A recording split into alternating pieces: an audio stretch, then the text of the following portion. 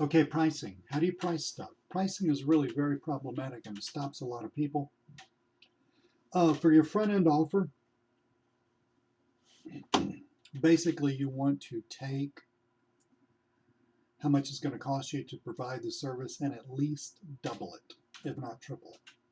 Okay, so video ranking. Let's say it's going to cost me $33 to rank 5 videos. Go to Fiverr and let's say I have to buy a few gigs and all that stuff, and I'm going to rank those videos. Or let's say 66 bucks. Let's get a calculator on here. I'll tell you what, let's make the math easy. Let's say it's going to cost me 100 bucks to have the video made, to do whatever. I may make the video myself. We'll talk about making video next, but to do whatever. Okay, it's going to cost me 100 bucks. Plus, I got some money for backlinking, yada yada. I would want to charge at least $200 for that, at least. Okay, so that would be like your rock bottom basement price. This is really what I do because, see, a lot of what we do is not sell one thing. It's more like custom home building. You're not building the same tract home over and over again. You're building a custom home. Especially when you get into the upselling component of doing several things for the client. So this is really how I go about thinking about it and how I go about pricing out stuff. Tell you what, this slide, these two slides should have been interchanged. Let's do this one and then come back to this one. So let's say you want to make $100,000 a year. I don't. I need to make a lot more than that. But let's say you want to make $100,000 a year. Now, 40 hours a week, 50 weeks a year, there are 2,000 working hours in a year. So if you're working a regular 9-to-5 job, you would need to get paid 50 bucks an hour to make your 100K. Is that right? Yeah. Now, but really, half to a third of your time is going to be spent not working on a given client's project, if not more. I mean, it's going to be spent, going to the office supply store and buying paper. It's going to be spent prospecting. It's going to be spent doing a bunch of things, but not working on a given client's stuff. So one way to think about pricing for a little more involved things is to figure out how many hours, and be liberal about this, figure out how many hours you think it's going to take you. I generally figure out how many hours it's going to take me and multiply it by 1.5. In other words, increase it by 50%. And then if I figure, and I don't stress out about this too much, I'm just kind of ballparking here. If I figure half my time is working on a given client stuff and the other half of my time is working on prospecting, well, that would mean I got to double this $50 an hour, right?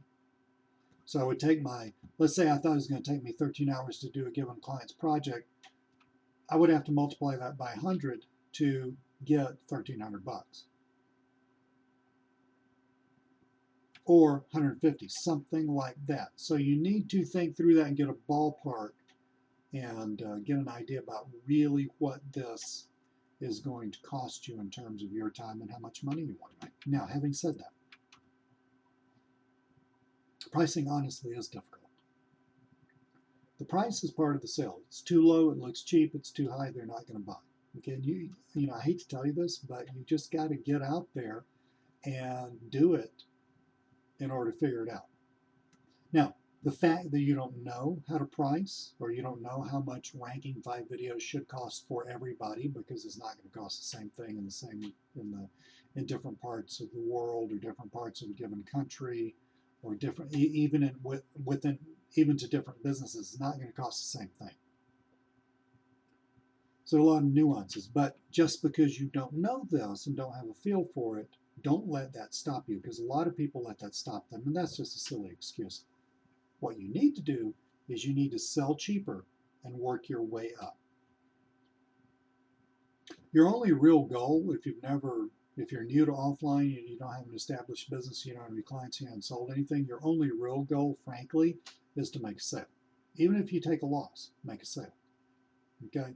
And then from there, you can work your way up. So let's say you sell ranking 5 videos for relatively easy keyword phrases for $300. Okay, Raise it up to 350 next time. Raise it up to 400 next time. Raise it up to 450 next time until you start to hit what we call price resistance, where people start to kind of scrunch up their faces because they feel like that's a little high. You can always back off and say, look, Bob, I really like you.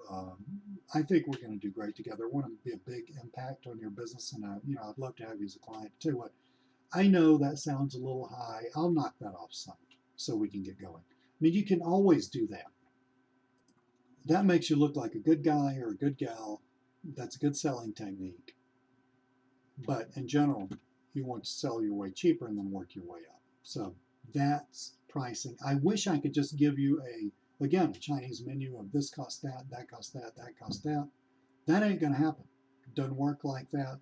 Nobody can give you that. They can do that for their own business, but it's not, and I could too, but it's not going to apply to you.